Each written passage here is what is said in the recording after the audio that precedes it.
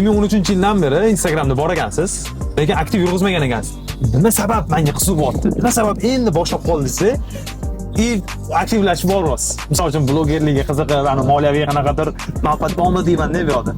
Yo'q, bundan moliyaviy manfaat yo'q. Asosiy maqsadim o'zimning obunachilarimga, do'stlarimga mana shu sohani ochib berish, ichki-ichkilarini, ichki ma'lumotlar bilan ko'proq bo'lishish. O'zbekistonda smartfon biznesiga qiziquvchilar juda ham ko'p. Shu sohani yoritib berib, odamlarni aldanib qolmaslikda, to'g'ri telefon tanlashlikda va umumiy shu smartfon sohasidagi kerakli statistikalarni berish borasida maqsad qildim. Men aynan smartfon obzorini texnik taraflarini ko'rsatmoqchi emasman. Men aynan biznes nuqtai nazardan bu qanaqa tashkil topgan. Shuni ochib bermoqchiman. Tushunarli yoki endi obunachilarga bitta ularni nima mavzular, nima qanaqa videolar kutayotganini bitta aytib ketaylik.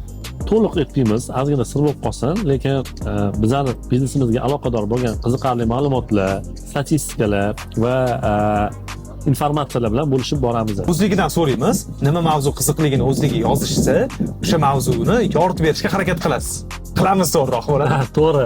Obunachilarimizdan so'raymiz, sizlarga qanaqa mavzu yanada qiziqroq kommentariyaga yozib qoldiringlar. Biz shu ma'lumot bilan sizlar bilan bo'lishamiz.